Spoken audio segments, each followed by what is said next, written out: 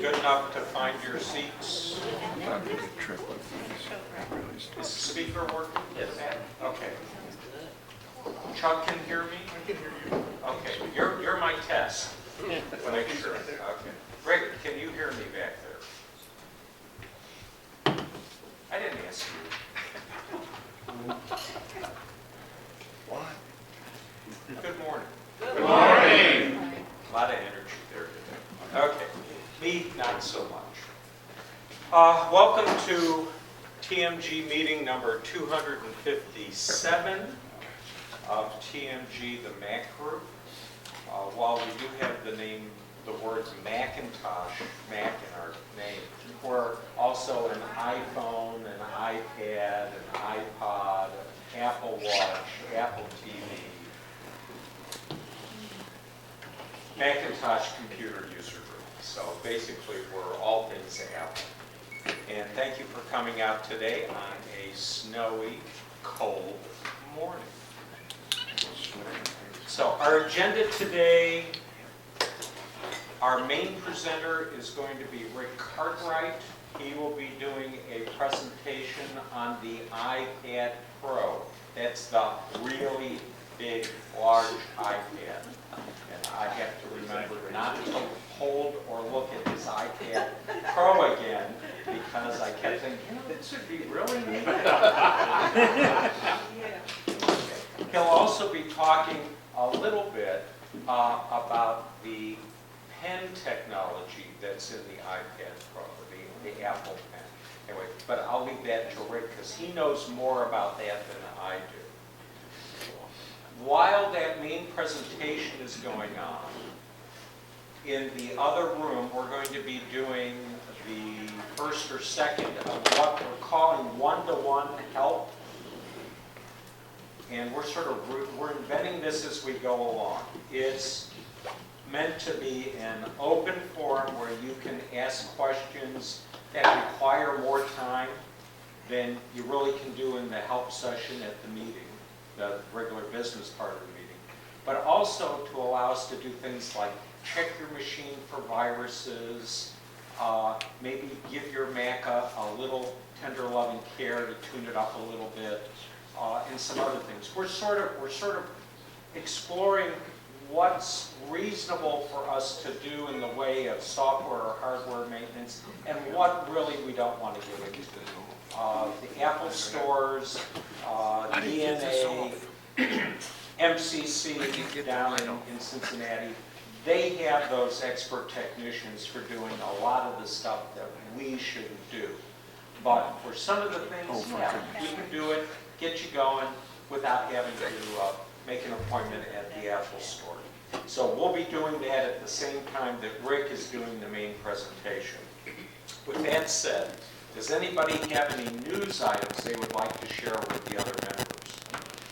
And Bill Mears. Yeah, if you need a power block and a cable connected together for, or just a cable for your iPhone, your iPod, and I guess your iPad, Myers has these 40% off, which is like $12 for the power block that goes to the wall with the lightning cable. And they got them, I was just there, they have a whole bunch of them. They're marked down 40%. They ordered too many of them in a big rack. It's full of them. So it's like $12. We all need an extra one of these in a different room, right? Are they Apple certified? Huh? Are they Apple I certified? yeah, I think so. Yeah, I think they are. It's got Apple on it, doesn't it?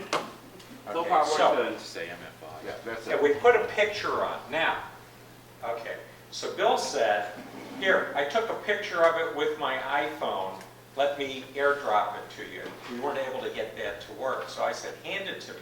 There's a program that comes with your Macintosh called Photo Booth. Photo Booth. I use that to take a picture of it using the camera on the Mac so I could show you a picture of the thing that Bill is talking about. So just, this is one of those little things that you don't think about. You want to get a picture on the computer, but you're not sure how to do it. Photo Booth is one way of doing it. Okay. Anybody else have any news items? I just Yes. wanted to comment on Vast, you know, we did that a while back. Yeah. Put it on the computer, and I've been impressed because a couple times now when I've been looking at stuff online, it's come up, I don't even look at it, and all of a sudden I see this thing up in the corner that says, your shield stops something from blah, blah, blah. And it was like, So what he's talking about is the Mac security program from a company called Avast, A-V-A-S-T. And, you know, I'm on a website that I've been using for years, and then I'll see that little thing come up and says, it stopped something that was trying to, and I go, oh. Okay, well, it's a malicious thing that doesn't really affect my Macintosh computer, but remember, I also use PCs with Microsoft, and I'll go over there and I'll go, oh, yeah, that would be a bad thing to have on my PC. So, Avast, 3 different levels of protection. It's watching your file system all the time. It watches your emails that come in. Okay, including the spam that you don't necessarily look at, but you know, you can get infected from your junk mail. And then the last one is your internet connection when you're using a web browser. Bill, does Avast have a quarantine folder? Yes, it does. That you can get to? Yes. George, check that folder. Right, good point. Oh, you For think my that, you mailbox. think that email may have been infected that they're trying to send to you? They warned me to look in my spam folder, and I don't understand why Okay. the U.S. government can't do better than that, but whatever. Okay, don't laugh. George, as a former, and I'm speaking for myself, as a former federal employee, okay, whenever they don't meet my expectations, I remind myself that a powerful government is not necessarily a good thing. Okay. Except if you're waging war, and even that sometimes no. Okay, anybody else have any news items they want to share? Yes, George. I want to, back to his point, yeah, you know, everybody needs a charger location around their house, what have you. I've come across you would replace a duplex outlet in your house, where you plug things in. You can buy now duplex outlets that also have got 2 USB charger ports. Yeah. So if you have some place where you really want to charge a bunch of things or what have you, I think they are about a little bit less than $20. They're $14, $15 usually. Yeah. Now, with those, you still have your 2 receptacles Yeah, for one or plugging two. things in, so it adds 2 USB ports on the side, so that it's not taking away an outlet like some of them do. Now, following up that thread, I was getting a little frustrated because I live in a house that was built around mid-1960s, which means you've got, when you go to a wall outlet, you've got 2 receptacles, not 4. Okay. Well, you've got the iPod Touch that has to get plugged in, and then I've got my iPad 2, and I've got my iPad 2 Air, and then I've got my cell phone, and then I've got my wife's cell phone, and we've got another iPod that's got to get plugged in. And it was constantly find the right charger, plug in, plug out. There's a company that you can buy stuff from. They're called Anker, A-N-K-E-R. And if you would make a note of maybe contacting them, because they do a whole bunch of neat stuff for Macintosh. For about $25, I bought this unit that's got 5 USB ports on the end and 1 plug-in. So I plug it into the wall, and then I can plug 5 different devices and the Fitbit. That's the other one I got to charge. And I'm only using 1 outlet. And it's also smart in that it doesn't continue to send power to a port if it's not actually needing to. So, very interesting company, Anker, A-N-K-E-R. The other thing that I've bought from Anker, you've got an older laptop where you've got the batteries that fit in the bottom of a Macintosh laptop. And and the battery's gone bad. Well, used to be I could go to Mac Depot or MacTown and I could buy replacement batteries there. If I go to the Apple store and I come in with a laptop from 2004, they just laugh at me. Okay, you know, it's like buy a new one. Anchor makes certified replacement batteries for those older Macintosh computers. And I really was impressed by the customer service. They just did a really nice job. The packaging was what it could be. And when I was putting it into the bottom of this older MacBook Pro, I noticed that unlike the other companies that make replacement batteries, they actually had an aluminum plate. It wasn't all plastic. It's matching exactly what the original Apple battery was.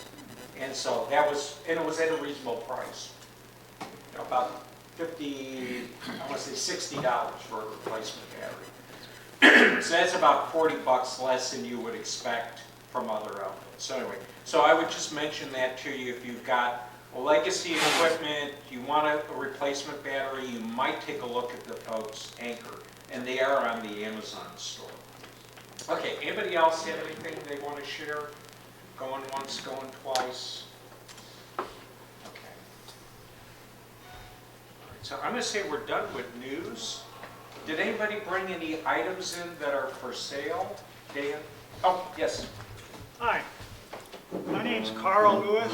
I'd like to introduce my wife, Jill. Okay. I have an unopened box of FileMaker Pro Advanced 13. If anybody's interested in that.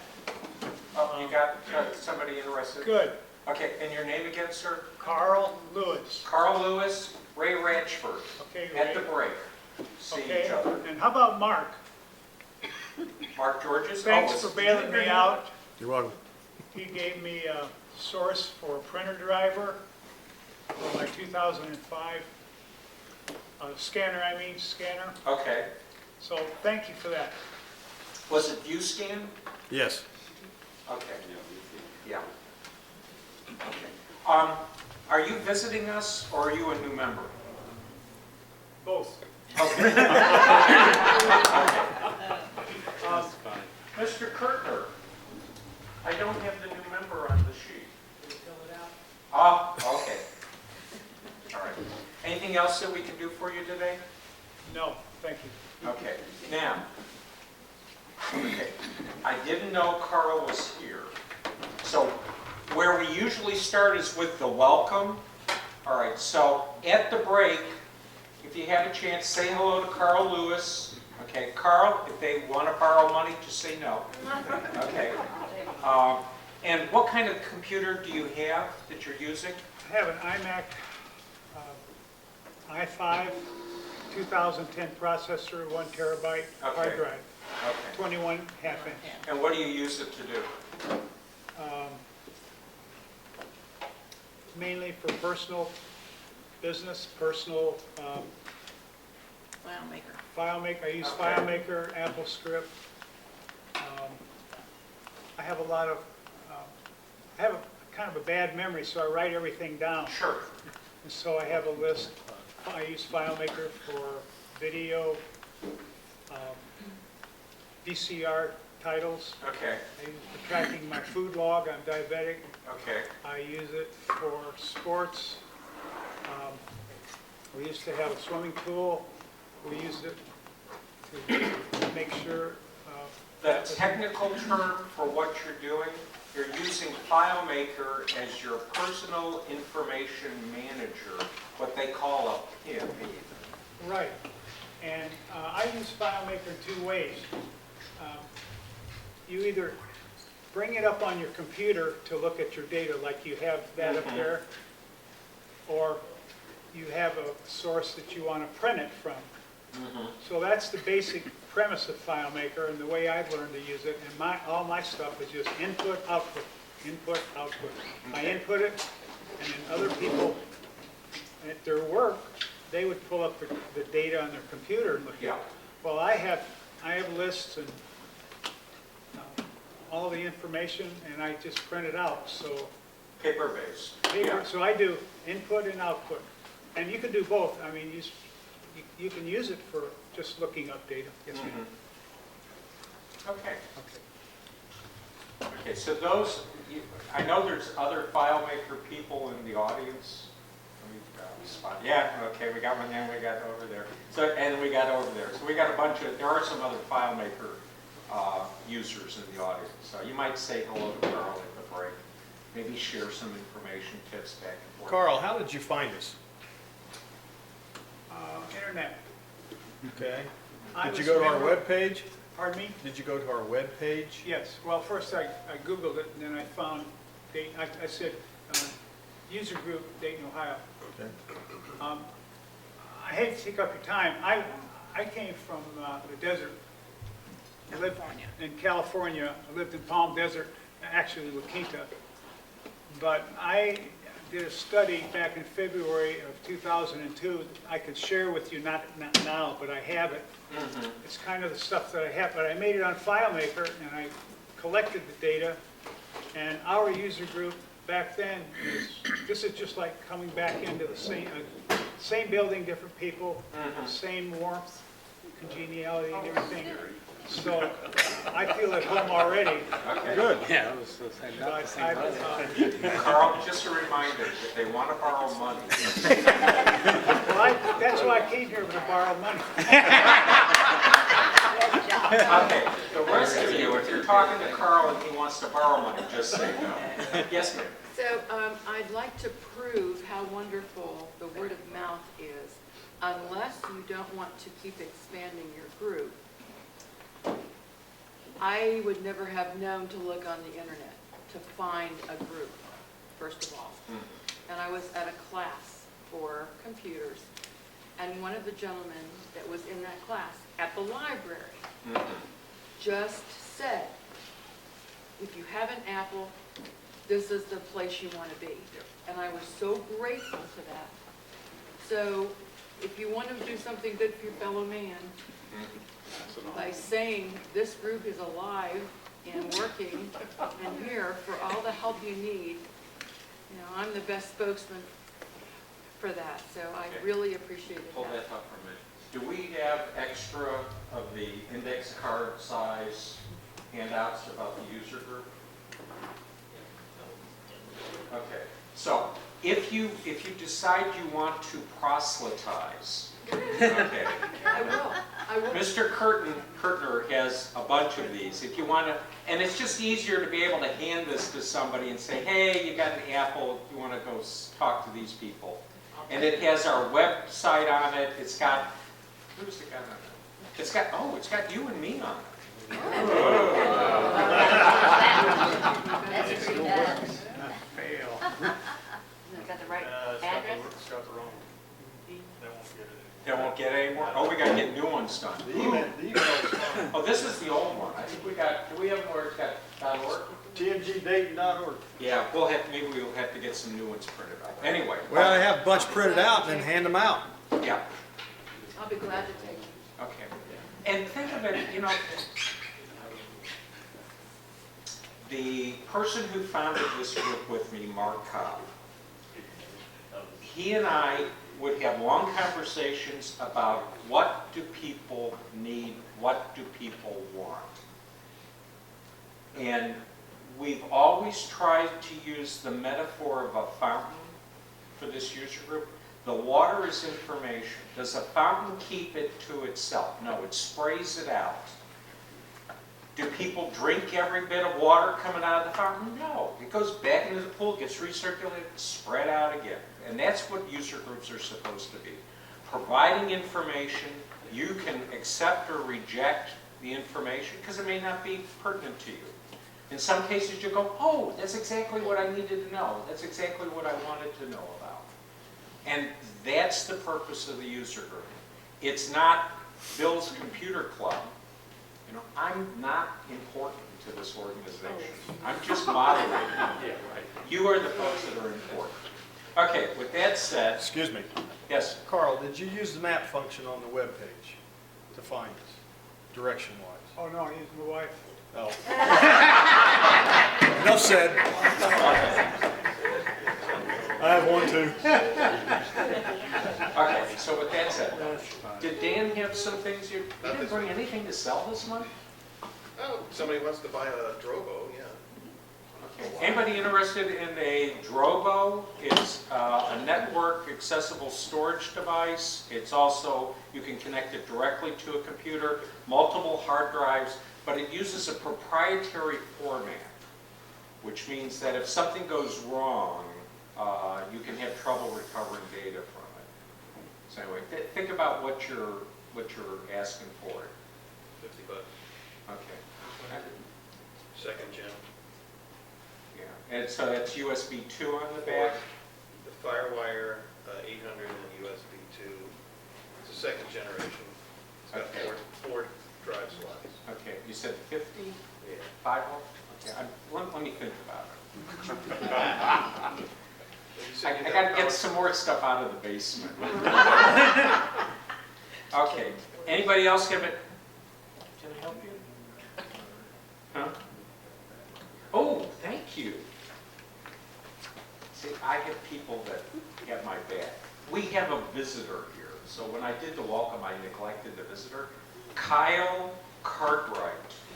Can you just stand up for a minute? Are you a Mac user? Yes. What do you use and what do you do? Use it for school. So Okay. I go to school for IT, and so I use it for that. Okay, where do you go to school? Sinclair. Okay. Okay, just say hello to Kyle. Are you related to Rick? Yeah. Oh, he's your father. Oh, okay. Yes. All right, we won't hold that against you. Okay, so we've done our news, we've done our for sale. Is anybody looking for equipment? Cables, that sort of thing? I've gotten a little bit closer to having my basement sorted out, and maybe next month I'll be bringing in some extra USB cables, FireWire cables, some other things. Anybody else looking for something? Okay, so we're going to say wanted is done. Did anybody bring any freebies? One of the things that we encourage here is if you're not using something and you don't have a future use for it, that you either recycle it or bring it in, maybe somebody else could use it. So did anybody bring any freebies in this month? Going once, going twice? Got a question. Sure. I have a G3 Mac, Yeah, which is the integrate. Everybody knows what that is. I hate the thing yeah, that I need to get rid of, okay, but I want the hard drive out of it because of the person's data. So, okay. can anybody The give club- me a computer? The club will decommission them for you. You know, totally wipe the hard drive, make sure that no data is on it. So if I brought it, You bring it to a meeting, yeah. Yeah, I think he said he wants the hard drive out of it. We can do that. Is it a beach ball iMac? uh, You know, what I call the colorful iMac? it It's was the a one, color, yeah. yeah, and it's got a CRT in it. Yeah, and there's something on the internet that tells how to retrieve that, but, And you want the hard drive out of it, or you just want it thoroughly wiped? well, I want to make sure my data doesn't get out there. Okay. I mean, There are ways to appropriately, what I call decommission a hard drive, all right? And I'm thinking maybe, just maybe, we should do a thing on that, though it's probably more appropriate if we do it in one-on-one. There is software, in addition to disk utility, which comes with your iMac, that will let you do a complete wipe and erasure of that hard drive. What I usually do is I then put another operating system on top of it that's fresh. that's what I hear you're supposed to do if you're going to continue Yeah. the Mac tradition. Right. And then the other thing is, what do you do with it after it's been decommissioned? And there I recommend the local Goodwill. They will recycle those computers appropriately. Either that or Bill's got room in his basement.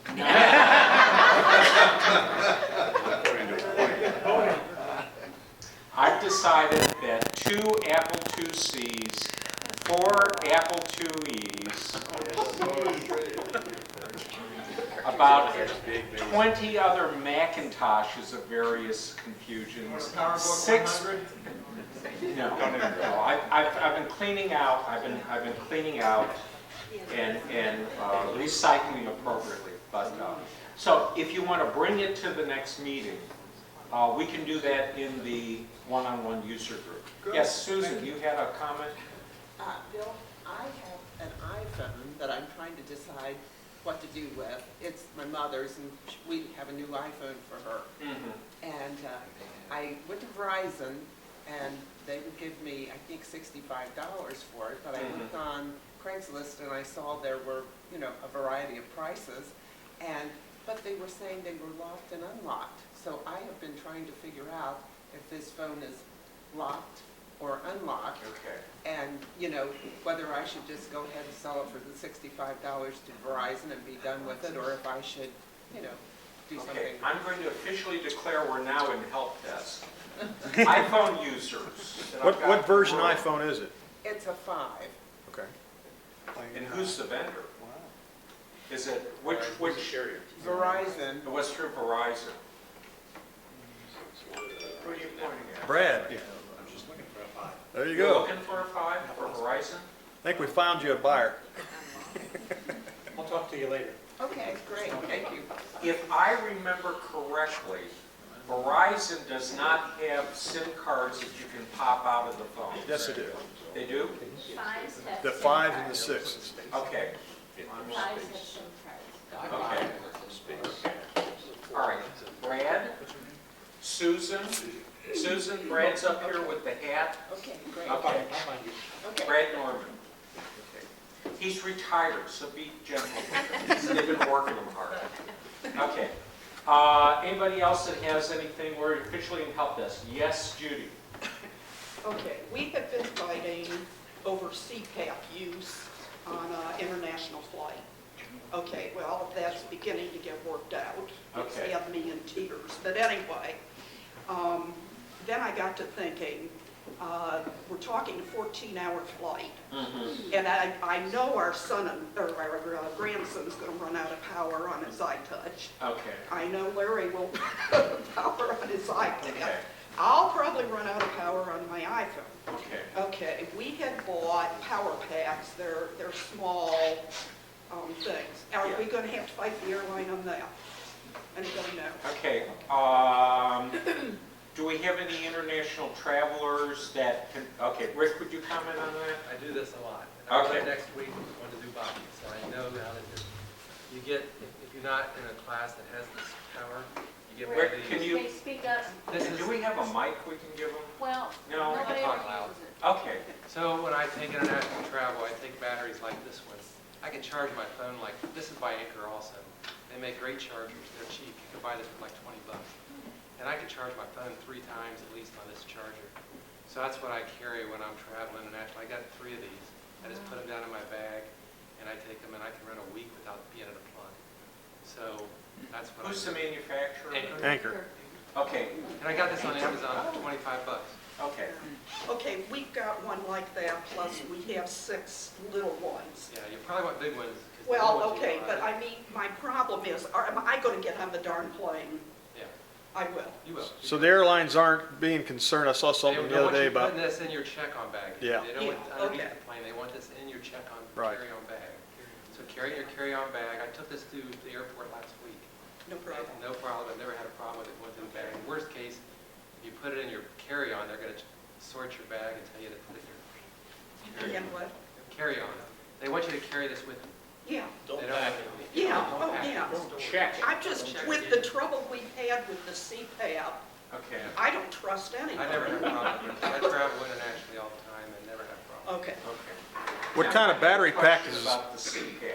okay. Okay, you're talking about the Yeah. breathing masks. Uh-huh. Okay. They were giving you a hard time about, They're requiring to have the battery backup. The Mokies. okay. Battery backup. Evidently, because we're going cheap, we don't have enough. Okay. But anyway, and the medical stuff, it's been awful. I've been working on it for over 3 weeks. Okay.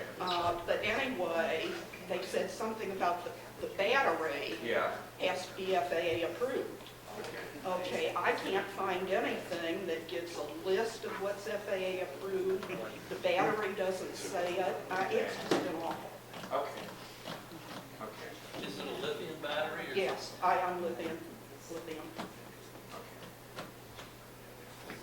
All righty, well, one of the things, just to get us back into sort of the computer stuff, this is one of the things that I like about Apple technology. All right, you know, they work together, it's easy, people recognize it, it's easier to use, and you don't have to jump through flaming hoops to make sure that it's this certification or that certification. Anyway, I'm just responding to some stuff from when one of my relatives needed a power chair, and we had to go through all sorts of different flaming hoops to get the appropriate power chair with the appropriate battery and the this and the that. And it would just be nice if Steve Jobs was still alive and he needed a power chair so he could have Apple's engineers go, no, this is how we're going to have it. We're going to make it easy to use. We're going to make it easy for people to make a choice. Unfortunately, he's no longer with us. Okay, anybody else got a help desk item? Going once, going twice? Okay, I want to add just one myself. This is something that I've seen with 4 different people now. They were running an older version of Mac OS 10. They were running 10.6, also known as Snow Leopard. And they got converted from an AT&T DSL cable service to UVerse. Okay. And all of a sudden they were having problems with their time capsule and with that older machine running Snow Leopard. And I've been working with some people for over 6 months trying to figure out what the heck is going on. Well, I think I finally figured it out. AT&T UVerse has fully implemented IP6 addressing for the internet. Okay. Which is the address system that's replacing IP4. And Snow Leopard and certain time capsules don't handle IP6 internet addresses worth a darn. And so the symptom you will see is a continuous spinning wheel that comes up for no reason. And I don't have a resolve on this yet. So if you know anybody who's running an older machine with Snow Leopard, and they have AT&T UVerse, and it's working correctly, send them to me. Because I'm looking for the solution for this. Can't you just click the little button that says don't use IP6? No. That doesn't do it? No. The only resolve that I have been able to make for one customer is we migrated their machines up to a newer operating system because their computer could handle it. So we just went up to Yosemite and El Capitan, and all of a sudden all the problems went away. So it's like, okay, IP6 versus IP4 addressing. And you thought we only dealt with, you know, the simple stuff at these user meetings. Yes, Carl? I just got rid of a Snow Leopard app system that we had for about 4 or 5 years. Yeah. And we just adopted UVerse, AT&T UVerse. Ours seemed to work fine. Okay. I'm thinking that it's the combination of an older Airport Extreme time capsule, the flat one, not the cube one, and Time Machine and the Snow Leopard. I think it's the combination of the two that caused the problem. We had an external drive for Time Machine. Yeah. That's how. As opposed to a time capsule, which is, yeah, okay. Yes? I have one of those older ones, and we have it connected to a switch that's connected to the AT&T UVerse box. And it communicates wirelessly. I don't know if that's okay. appropriate. But it's working, and you've got AT&T UVerse? Yes. Okay. But I'm using the Wi-Fi from the Apple box Okay. instead of going to AT&T. Okay, but it's not a time capsule. It's just a regular Airport Extreme. Okay. Yeah, okay. It's an old just, I love puzzles, but this one I've been gnawing at for several months, and I'm still haven't got, yes. Not to that point. That's but fine. I recently left Uverse or Time Warner, and the guy that ended up spending 2 hours in my home, they said it would be a half hour, but Yeah. anyway. But there was a good reason why he had to spend it. Yeah. He told me he's actually from Florida.